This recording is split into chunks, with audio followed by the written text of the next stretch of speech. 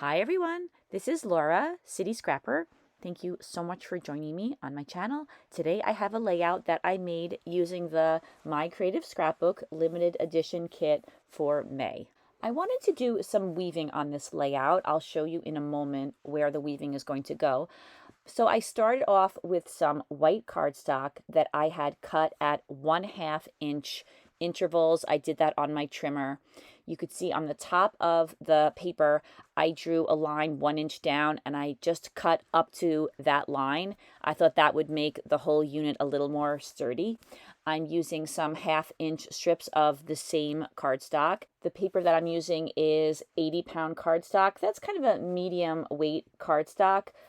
I'm being really careful that after I weave each strip that I press it down close to the strip before it.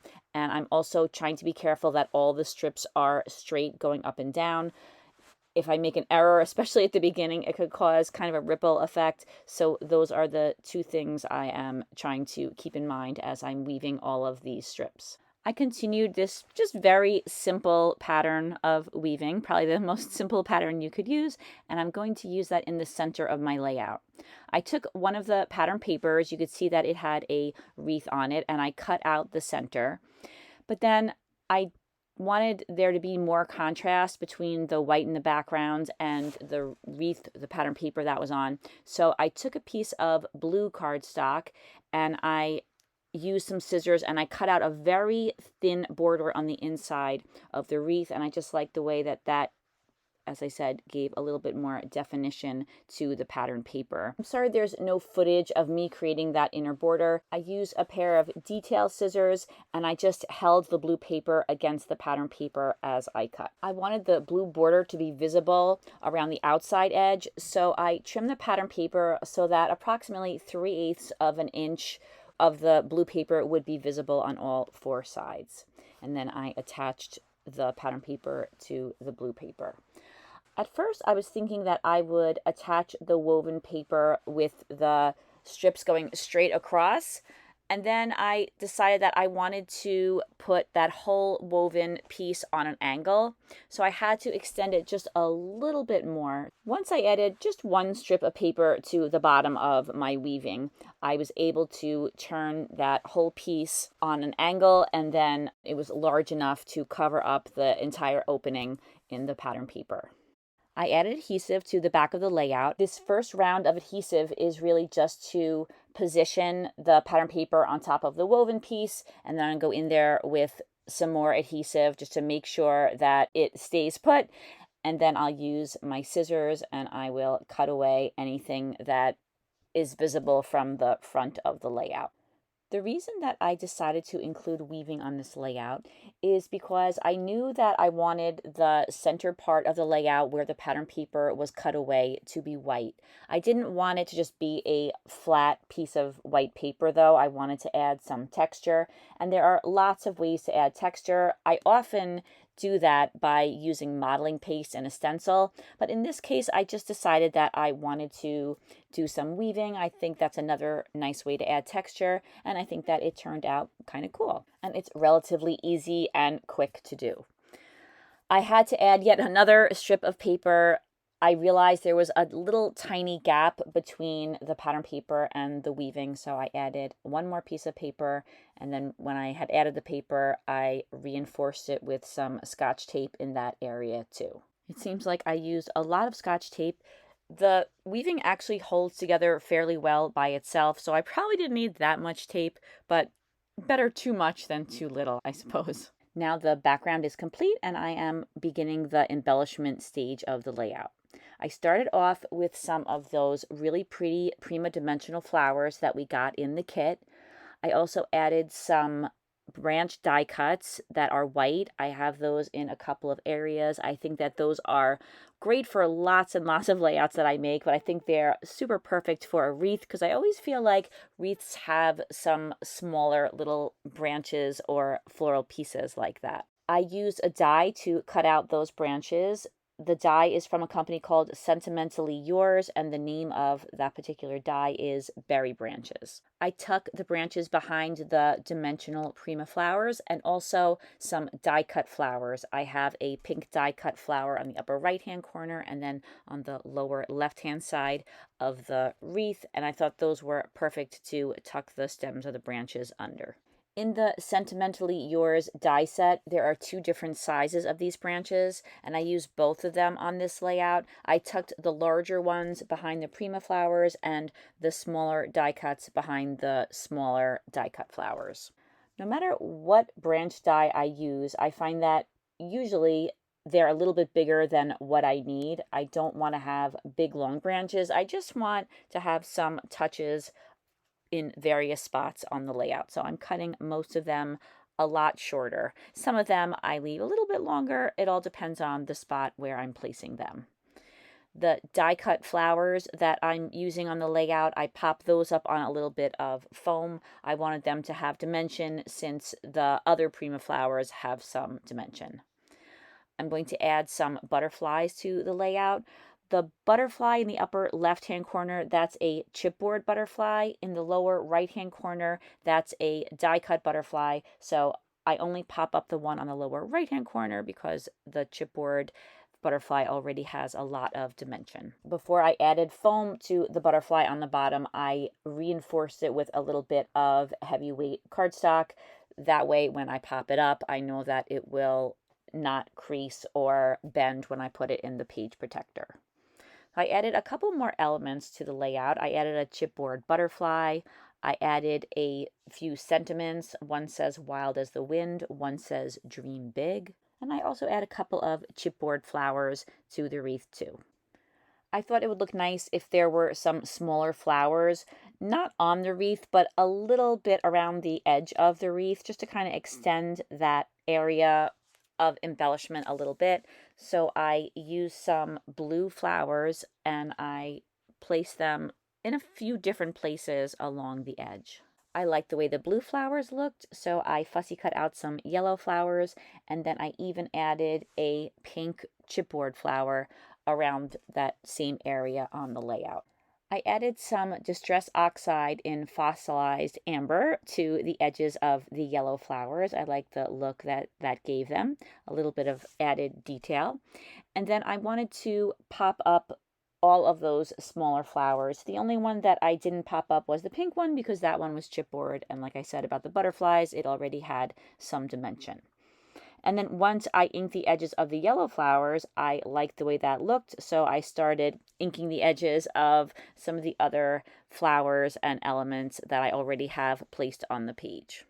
For the pink elements, I used Victorian Velvet, Distress Oxide, and for the blue ones, I used shaded lilac. Although I just used whatever ink was already on the dauber. The daubers had quite a bit of ink on them because I've been using the same colors for many of the layouts that I created using this collection. Now I'm popping up this chipboard butterfly. Now normally I would not pop up a chipboard butterfly because it already has dimension, but I wanted it to sit on top of the pink flower on the upper right hand side of the layout, so I had to add a little bit of dimension to it so that it would sit properly on top of that flower. The photo that I'm using on this layout measures 5 inches by 3 3/4 inches. I have it mounted on some white cardstock and then again on some navy cardstock. I use the same cardstock for the background of the layout that I used to mount the photo. I popped the photo up on some foam. I placed it in the center of the layout, and then I added the title, which is Sweet Moments. That is a chipboard piece. I also added a die cut bow to the top of the photo. Now I'm fussy cutting this bird from one of the die cut pieces. I wanted to have an element on the layout that was a little bit bigger and made the wreath a little less symmetrical. So I cut out the bird, I inked the edges with shaded lilac, and then I tucked it behind the pink flower on the right hand side. I picked out a few more die cut pieces. I am inking the edges of them right now. I just wanted to add a little bit more embellishment to the layout It's a pretty simple layout, but I really like the look of the colors and the flowers together, so I didn't think it needed too much more, but I did want to make use of all of these die-cut flowers to make the wreath look a little bit fuller. So for each of these small flowers, I inked the edges, I popped them up on some foam, and then I used some ATG adhesive and I attached them down. I cut out some of that footage because it's very repetitive. I had placed a die cut bow on top of the photo, but now I want to attach it down. First, I attach it to some heavyweight cardstock just to make it a little more sturdy, just like I did to the butterfly. After I cut the excess paper from around the bow die cut, I added some foam to the center of it, and then I'm going to attach that back down where I had it. I wasn't sure if I should put that bow into the wreath since a lot of times wreaths have bows on them, but I really like the idea of putting something in that white area between the photo and the wreath. I wanted to add some embellishments to that chipboard title, Sweet Moments, so I started moving some of those flowers that I had on the background around so that I could add one to the center. I love to add photo corners to my photos. I was thinking it might look nice if I punched out a photo corner in each of the 4 main colors of the collection. So I used an EK Success scalloped photo corner punch, one of my favorite punches, and I punched out a pink, a yellow, a blue, and a lavender photo corner. I inked the edges of each of the photo corners with the corresponding color of Distress Oxide, and then I used ATG adhesive and I attached each of the photo corners down to the layout. It's very rare that I don't add photo corners. I just really love the way it brings the colors of the layout really close to the photo. Of course, there's other ways to do that, but that's my favorite way. I always love to add texture to the layout too. I'm adding some pearls. In this case, I'm using some Hobby Lobby self-adhesive pearls that I got on clearance. I'm using the smallest size for those tiny flowers that I have on the layout. I use the larger size for the photo corners, and then I put the medium-sized pearls down the centers of each of those 2 butterflies. I was thinking that I should add a little something more to the title, so I decided to move the pink flower over and add a yellow flower right next to it. It just looked to me like that one little flower wasn't quite enough for the size of that chipboard piece. I had another small yellow flower and another small blue flower, so I decided to add those to the layout as well. I inked the edges of those, and just like with all those other flowers like them, I popped them up on some foam, and then I used some ATG adhesive to attach them down to the page. Then I added some pearls to those flowers, and I also added a larger one to the center of the bow. I wanted to add a little bit of glitter to the flowers. I'm using some Master's Touch Fine Art Studio Opal Glitter Medium. I got that on clearance at Hobby Lobby a while ago.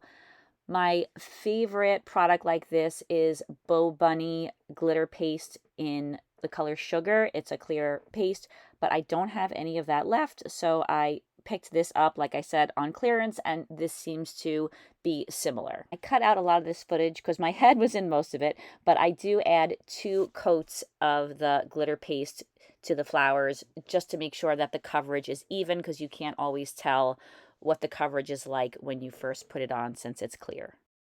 That was the last step. This layout is complete, and here are some close-ups. Thank you very much for taking time out of your day today to watch this video. I really appreciate it, and I hope that you enjoyed it and got something out of it. Please take a look in the description box where you'll find a link to the My Creative Scrapbook website. You could find out more about My Creative Scrapbook there and order a subscription if you would like.